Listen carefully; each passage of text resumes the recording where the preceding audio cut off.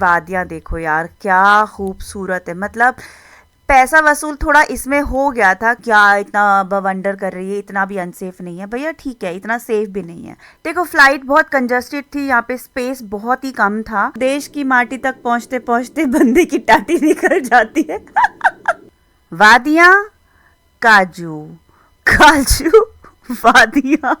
But मुझे फिर भी बंदा सस्पिशियस लग रहा था, मैं बताऊंगी आगे क्यों। उसके साथ में हमको दिया हुआ था पता है क्या, कद्दू, वो येलो येलो ना कद्दू की सब्जी है।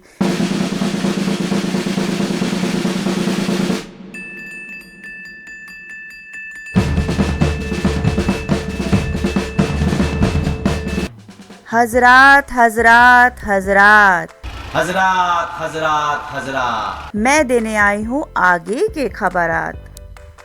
तो कैसी है पब्लिक? अभी तक के धारावाहिक में आपने देखा कि मैं कैसे स्ट्रगल कर करके जा रही हूँ स्विस एयरलाइन से। मतलब मेरा अभी तो तुम देख रहे हो ना, उसको स्ट्रगल नहीं बोलते हैं, वैसे तो वो बहुत ही खूबसूरत नज़ारा है, लेकिन फ़्लाइट के अंदर मेरा खूब सारा स्ट्रगल है जो अब मैं तुमको बताने जा रही हूँ। वैसे ये वादियाँ देखो यार, क्या खूबसूरत है। मतलब पैसा वसूल थोड़ा इसमें हो गया था क्योंकि इतना खूबसूरत नज़ारा देखने को मिला था, दिल गार्डन गार्डन हो गया था, सॉरी माउंटेन माउंटेन हो गया था। जैसा कि मैंने अपनी पुरानी वीडियो में दिखाया कि मेरा क्या क्या स्ट्रगल था, उस पर क्वेश्चंस आए कि आपने शुरू में बोला कि लुफ्थांसा में जा रहे हो, फिर आप जा तो स्विस एयरलाइन में रहे थे। तो मेरी जो टिकट्स मैंने बुक की थी वो लुफ्थांसा से ही बुक की थी, बट उन्होंने हमको मूव कर दिया था स्विस एयरलाइन में। एक्चुअली होता क्या है, जैसे इंडिया में होता, अरे भाई कहाँ तक जा रहा है, ज़रा मेरे छोरे को भी लेता जा वहाँ तक, ऐसी एयरलाइंस भी करती है। अगर उनके पास इनफ पैसेंजर्स नहीं होते तो वो क्या करते हैं, दूसरी एयरलाइन को बोलते हैं कि अरे भाई तू उधर को जा रहा है क्या, ये मेरे 10 लोग हैं, इनको भी लेता जा। वही हमारे साथ हुआ, हमको भी लुफ्थांसा की जगह फिर स्विस एयरलाइन मिली, which was fine, but Swiss airline की सर्विस मुझे बिल्कुल पसंद नहीं आई। मैं दिखाती हूँ आगे क्यों।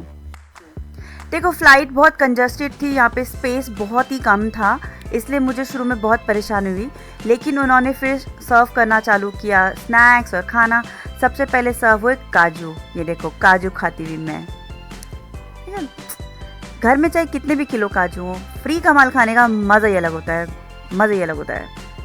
देखो इसे कहते हैं ऐश। काजू, वादियाँ, वादियाँ, काजू, काजू, वादियाँ।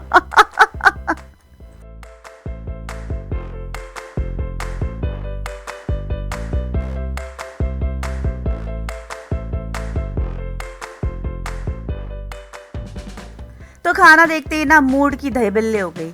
ये था सैलेड जो टेस्टी था, ये दाल का सैलेड होता है यहाँ पे, वेरी टेस्टी, वो उसको मैं नंबर दूंगी अच्छे। बट ये खाना देख के तो मेरे मूड की सच में दहीबल्ले हो गई यार। मतलब ये क्या था, राइस था, मटर और कॉर्न तो चलो फिर भी ठीक था, मीठा मीठा मटर कॉर्न, मतलब छी, इंडियन खाने के नाम पे धब्बा। उसके साथ में हमको दिया हुआ था पता है क्या, कद्दू, वो येलो येलो ना कद्दू की सब्जी है। कैन यू बिलीव दैट कोई फ्लाइट में कद्दू सर्व करता है? ये कद्दू खाने से अच्छा तो बंदा सेट मैक्स पे जाए और हीरा ठाकुर की जहर वाली खीर खा ले और वो खा के मर जाए। मतलब कौन ऐसा खाना सर्व करता है यार। मैं तो सोच रही थी एयर इंडिया वाली ही बकवास है, बट एयर इंडिया वाले तो मतलब मेरी तो आंखें खुल गई, जिसे बोलते हैं ना कि एयर इंडिया वाले तो बहुत अच्छा खाना देते हैं। मतलब एक तो ये पूछते, यहाँ पे कुछ पूछा नहीं गया था कि वेज के नॉन वेज, नॉर्मली लोगों से प्रेफरेंस पूछी जाती है, मैं कोई वेजिटेरियन नहीं हूँ, बट सबको एक जैसा खाना मिला था और कद्दू की सब्जी खिलाई है, पूरी फ्लाइट ने सब कद्दू की सब्जी खाई है। I mean seriously. उसके बाद तो भैया मैंने ढका मुंह और सो गई टनाटन। उसके बाद जब मैं उठी, खाने का सिलसिला दोबारा से चालू हुआ। इस बार हमको सर्व हुई मोंटी की पेस्ट्री, स्विस की चॉकलेट और क्या है ये, मूवनपिक, ओ मूवनपिक की मैंगो आइसक्रीम। ये की ना इन्होंने अमीर एयरलाइंस वाली बात। भैया टेस्टी थी, टेस्ट में फुल मार्क्स दूंगी। ये थोड़ा इंडियन टेस्ट था, बट बहुत ज़्यादा ना चाट मसाला डाला हुआ था, शायद किसी अंग्रेज से बनवाया होगा, बट नेवर माइंड। खाने में ठीक था, खाना टेस्टी था। आइसक्रीम तो मेरी फेवरेट ये मैंगो वाली थी और चॉकलेट तो एवरग्रीन है, तो इसमें मैं इनको 10 में से 8 नंबर दूंगी। और देखते ही देखते हम पहुंच गए भारत देश, ये दिल्ली पहुंच गई हूँ मैं। मज़ा आ गया दोस्तों, मज़ा आ गया, बहुत ही मज़ा आ गया।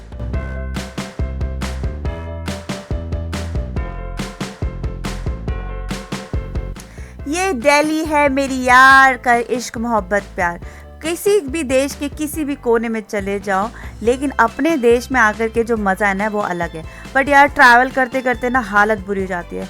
मतलब बोले तो देश की माटी तक पहुंचते पहुंचते बंदे की टाटी निकल जाती है।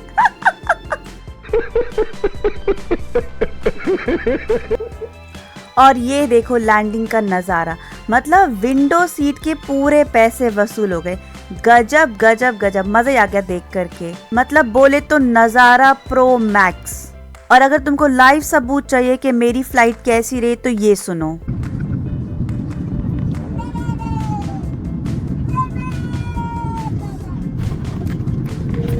इंडिया लैंड करते ही ना मतलब मेरी खुशी का ठिकाना ही नहीं रहता।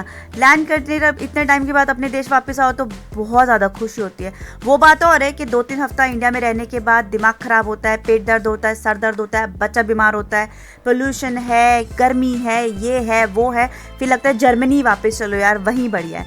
मतलब ऐसा फील होता है। बट हाँ, जब शुरू में आते हो 2-3 हफ्ता तो मज़े के कटते हैं।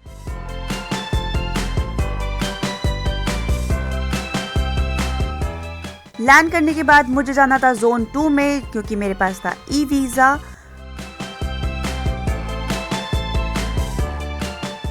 ये है दिल्ली की ड्यूटी फ्री। मैंने अपने पिछले व्लॉग में आपको दिखाया था डुससेल्डोर्फ यानी कि जर्मनी में जिस सिटी में मैं रहती हूँ वहाँ का ड्यूटी फ्री एयरपोर्ट पे, और ये है दिल्ली का ड्यूटी फ्री। जिनकी किस्मत में हो कोड़े वो कहाँ से खाएंगे पकोड़े। ये मैं अपनी किस्मत की बात कर रही हूँ क्योंकि कहीं ना कहीं कुछ ना कुछ करके मेरे को प्रॉब्लम्स आ ही जाती है।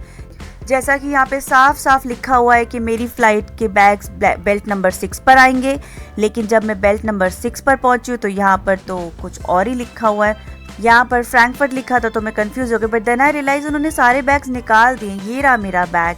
मतलब इमिग्रेशन पे इतना ज़्यादा टाइम लग गया था कि इन्होंने सारे बैग्स निकाल दिए थे।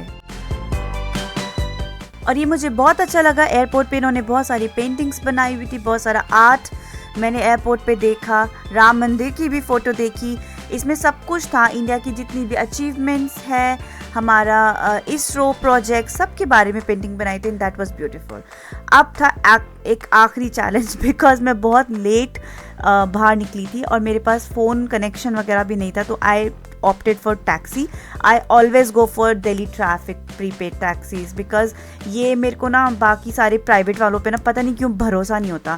मुझे ऐसा लगता है जो दिल्ली पुलिस वाली टैक्सीज होती है ना ये लेनी चाहिए। मैंने ये ले ली, बट मुझे फिर भी बंदा सस्पिशियस लग रहा था। मैं बताऊंगी आगे क्यों, बिकॉज वो बंदा ना बड़ा अजीब था। मतलब दिल्ली में क्योंकि मैं हमेशा से रही हूँ और दिल्ली इट्स नॉट सेफ, तो दिमाग में कहीं ना कहीं वो इनसिक्योरिटी रहती है। इसलिए मैं ना रात में अगर टैक्सीज़ करती हूँ तो मैं कभी भी एसी वाली टैक्सी नहीं करती हूँ, ताकि मैं खिड़की खोल के रखूँ और अगर कोई इमरजेंसी हो तो मैं बाहर चिल्ला सकूँ।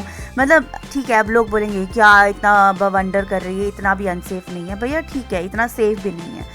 और मैं तुम्हें बताऊं मुझे ये बंदा इतना सस्पिशियस क्यों लग रहा था, बिकॉज जब से मैंने टैक्सी पकड़ी थी ये कॉन्स्टेंटली फ़ोन पे बात करे जा रहा था।